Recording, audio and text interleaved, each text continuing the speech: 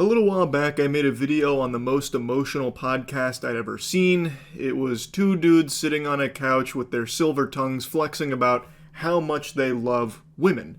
And me being a man, it was starting to get me pretty wet. It was something very special. And in particular, there was one super specimen that stood out named Garrett. And this guy is more emotional than the characters in Inside Out. It was a riveting conversation about having sex with women on their period and how much Garrett loves and is excited by the idea of period sex, believing that the pussy blood has divinity to it, and how there can even create a soul tie. Of course, that's where we saw the birth of one of the most profound sentences ever spoken. If I can't get my sword a little bloody, I'm not a good knight. Of course, talking about his wiener and period coitus. Now, this was a riveting conversation that opened my third eye, that awakened my Sharingan, really. And I'm ashamed to admit it, but I never checked in on Garrett's solo content until today. And I feel I've grown as a person having experienced this, so I want to share it with all of you. Hey, some guy texted you. He wants to know if you'll follow him back. I'll block him if you want. You don't need to block him, love. I trust you. He's a new guy at work. I know. Pardon me, love, I was perusing your mobile device as I like to do daily, and I noticed you received a text message from ex-Gushing-Gilfried69 asking if you'd follow him back. Care to explain? Oh, I know he's just some new guy from work, because I'm always watching you. I've bugged your phone, I've tapped the lines. I know he's just a new guy from work. Do you intend on following him back? But what I do need you to know is that I'm infatuated. I'm obsessed. And I'm captivated by you.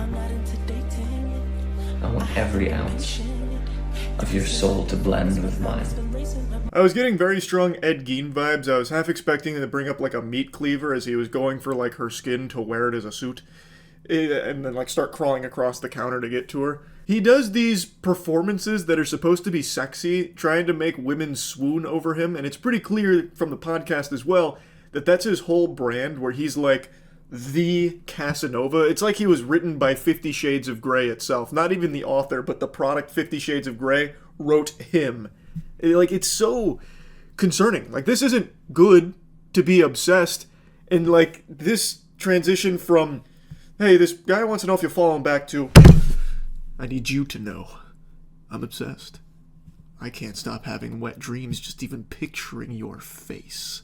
The way that you look at me penetrates my soul to the deepest core, and it wants me to be inside of you like a baby in the womb. I'm gonna crawl in there until you birth me, a 30-year-old man, so I can feel the umbilical cord reconnect to my tummy through you.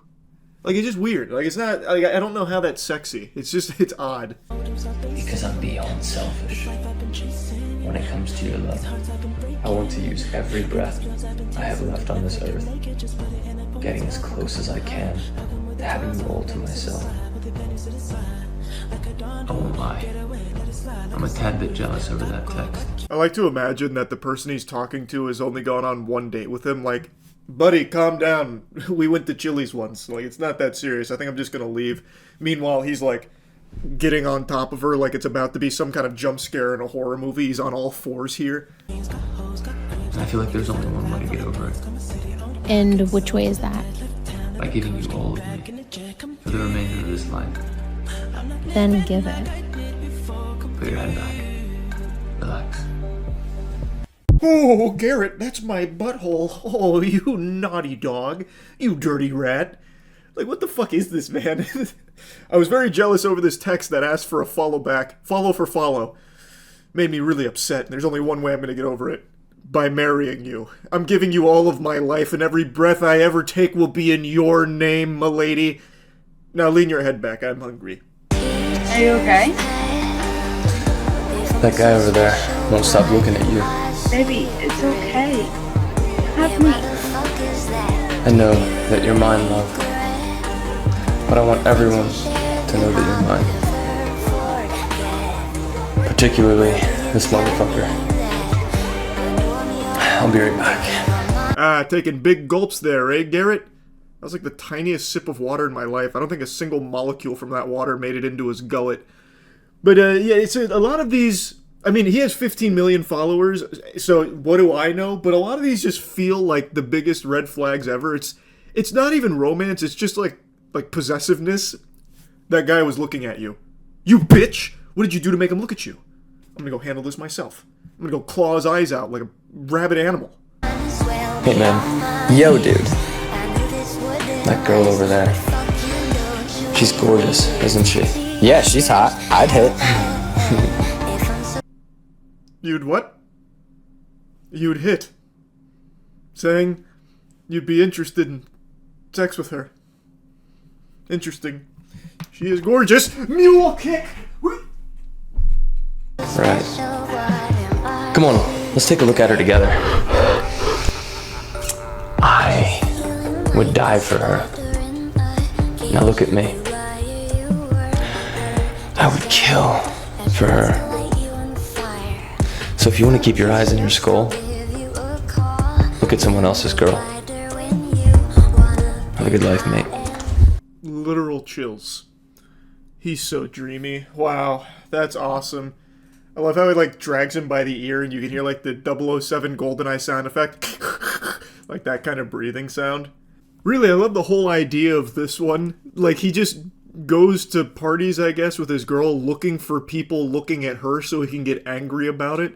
Like, I wouldn't be surprised if he had, like, a, you know, Cerebro where he's trying to read people's thoughts from across the world to see if anyone's thinking about his girl so he can go out of his way to try and, like, scare them and threaten them. I know that you had a passing fleeting thought when you crossed the street around my girlfriend the other day when getting a coffee. I want you to know, I would fucking kill for her. And if she ever crosses your mind again, I'll know it. And it'll be the last thought you ever have. Have a good life, mate. There it is again. That fucking feeling. Stress. And now that I'm stressed over my family, over my past mistakes, over losing my person, over the fact that my next person will eventually leave, over my body, over my life!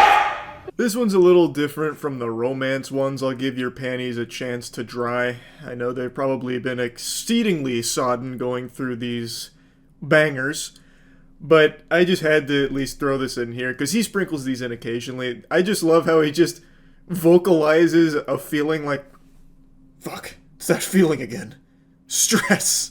He calls it out like an anime finishing move like the Kamehameha.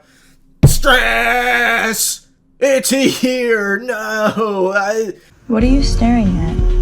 You. You want it? I'm gonna talk you through it as I get it. What do you mean? It means that I'm gonna tell you feel good. And you can take it.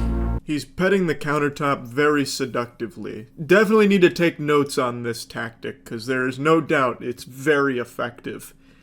I also just like the, do you want it? Yes. And then he's gonna give her, like, the step-by-step tutorial on what he's doing. Like, if you'll fasten your seatbelt and put your tray to the upright position, we have cock looking to dock here. Go ahead and spread legs, we're coming in for a hard landing. I'll ask, is this what you wanted? What's my name, baby? I'll say, move your hand. Come on, finish for me. I'm not done yet. You look so pretty begging. You see this? I manifested that. I said I thought he'd be crawling on the countertop in the first video, and then I scrolled through his page for like, I don't know, 12, 15 videos maybe, and then found this one where he does do exactly that. He crawls onto the countertop while laying down the dirty talk jutsu. I can't hear you. Use your words. I'm almost done. Don't run from it, beautiful. Good girl. Far be it from me to question the master here, but what do you mean don't run from it? Like, I don't even understand what that's in reference to. Is she fleeing? I don't know how we go from what's my name, baby, to don't run from it, beautiful. Like, I just don't, I don't know, I can't really make heads or tails of what that even means, to be honest. Is she running away from the orgasm? She's pumping the brakes on it, she doesn't want that to happen? I just don't really get it. Also, that's impossible. How could you not orgasm with Garrett in the room? Even just saying his name. That's like the brown note, but instead of poop, it's orgasms. You say his name and then just immediate orgasm. Just like that, princess. Get closer. When we're finished, I'm gonna hold you and whisper in your ear that my heart is yours for the rest of my life. So please, don't ever give it back to me. Don't give me mine back either. What a love story. Powerful stuff. They say if you put a condom on your bathroom sink and then say Garrett's name 3 times into the mirror, he'll show up and eat your pussy. This is good stuff, man. I'm upset that it took me this long to take the plunge into this very stimulating romantic content. So, yeah. Hopefully you learned something from this. That's about it. See ya.